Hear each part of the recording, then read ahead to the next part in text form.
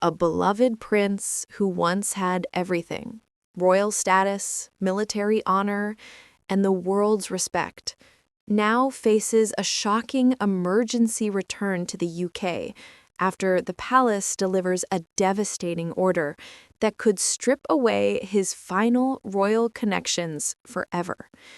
What happens when a prince loses everything he was born to be? Prince Harry just boarded an emergency flight back to the United Kingdom. The palace sent him an order, one that could end his royal life forever. But why now? What did Harry do that made them take this final, brutal step? For years, we watched him walk away from the crown. We saw him leave his family. We thought the story was over, but we were wrong.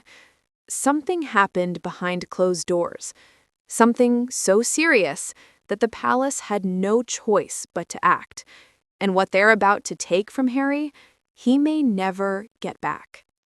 If you've ever felt pushed out by your own family, this story will break your heart. It started with a phone call at 3 a.m. Harry was asleep in California. His phone rang. He looked at the screen. It was a number from London, a number he hadn't seen in months. On the other end, a voice from Buckingham Palace.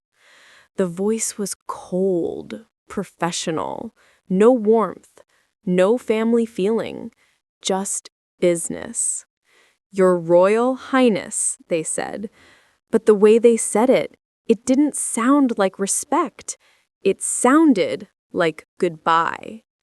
They told Harry he had 48 hours. 48 hours to get on a plane, 48 hours to return to England. Because if he didn't come back now, something terrible would happen. Harry felt his heart drop. He looked over at Meghan. She was still sleeping. He didn't wake her. Not yet. Because he knew this call wasn't just a warning.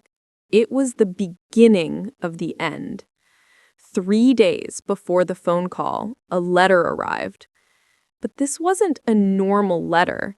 This was an official document, stamped with the royal seal, heavy paper, gold edges, the kind of letter that only comes when something serious is happening. The letter was hand-delivered to Harry's mansion in Montecito. A man in a dark suit knocked on the door. He didn't smile. He just handed over the envelope and left. Harry opened it slowly. His hands were shaking. Inside, a message from King Charles himself. But it wasn't a loving father writing to his son. It was a king writing to someone who had broken the rules. The letter said Harry had violated his agreement with the royal family. It said he'd crossed a line, and now there would be consequences. Harry read it 3 times. He couldn't believe what he was seeing because the letter said one word that made his blood run cold. Strip. That one word, strip, it means everything. When the palace uses that word, they're not playing around. They're not making threats. They're taking action. Strip means they're going to take something away from you, something important, something you can't get back. For Harry, this could mean his titles, his military honors, his royal privileges, everything he was born into, all gone. People don't understand how serious this is. When you're born a prince, you think it's forever. You think nothing can take that away. But you'd be wrong. The royal family has rules, old rules, rules that go back hundreds of years. And if you break those rules, the palace can strip you of everything: your name, your rank, and your place in history. Harry knew this. He'd known it since he was a little boy. His grandmother, Queen Elizabeth, had shown him the documents once. She wanted him to understand. "Never forget," she told him. "Being royal is a gift, but it can be taken away." Now, it was happening. But why now?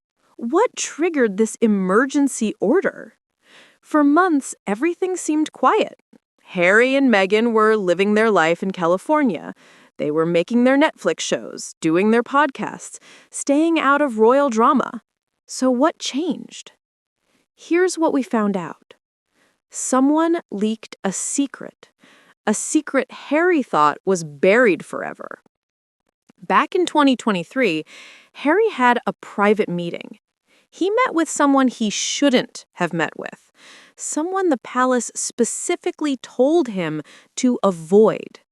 This person had information about the royal family, about their finances, about deals made behind closed doors.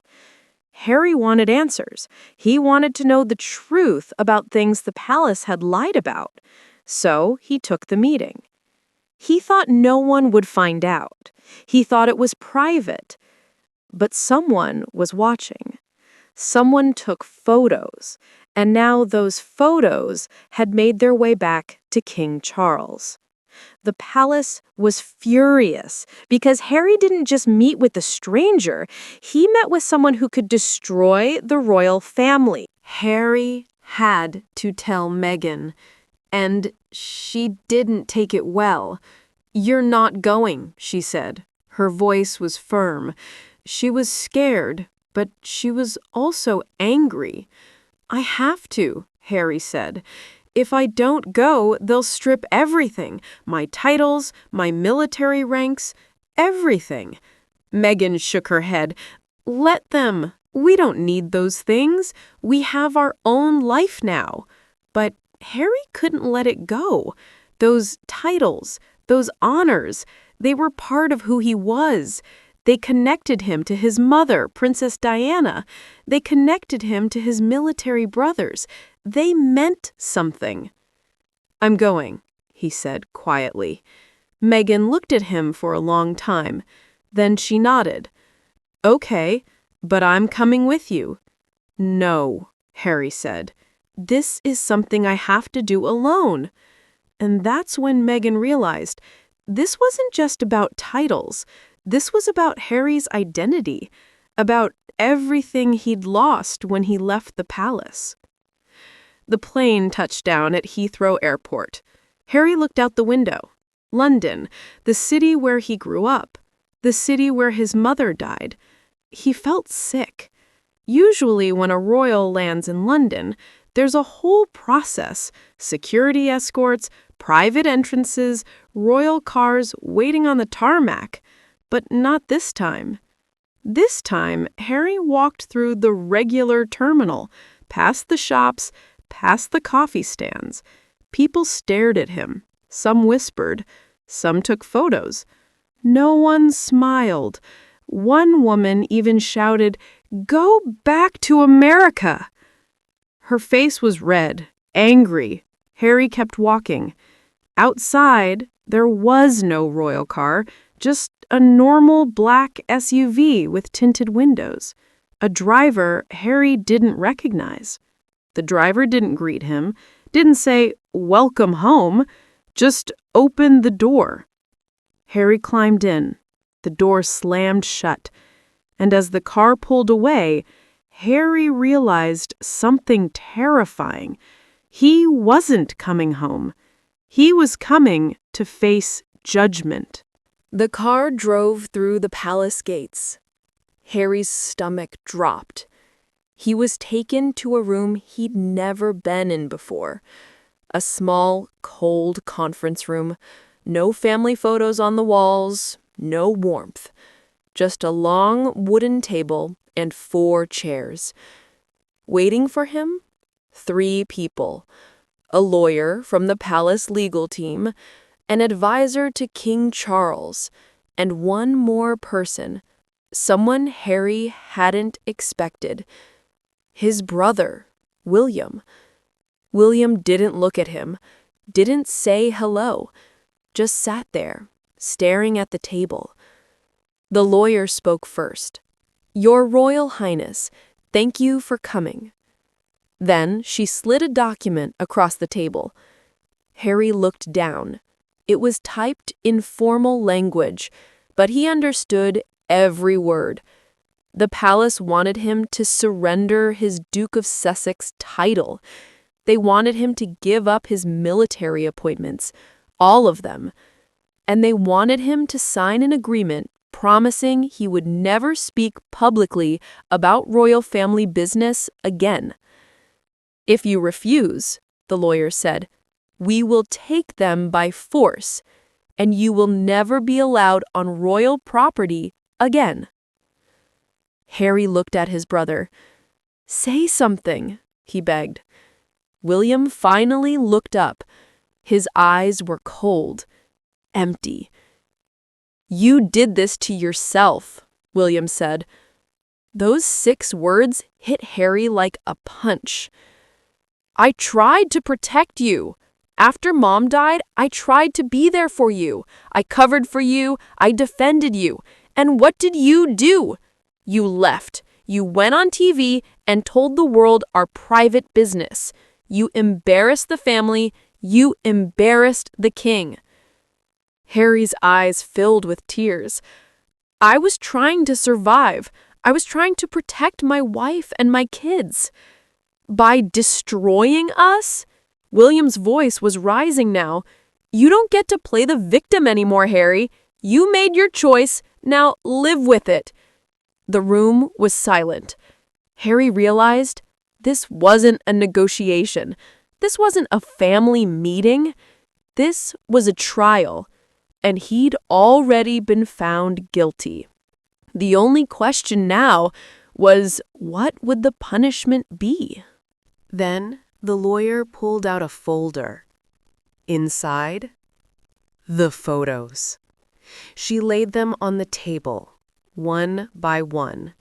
Photos of Harry at a private dinner. Photos of him shaking hands with a man the palace had warned him to avoid. The man's name was Marcus Haverford, a journalist, a man who had spent 20 years investigating the royal family's finances, a man who had written articles accusing the royals of corruption, hidden deals, and lies. "You met with him," the lawyer said, "after we specifically told you not to." Harry's face went pale.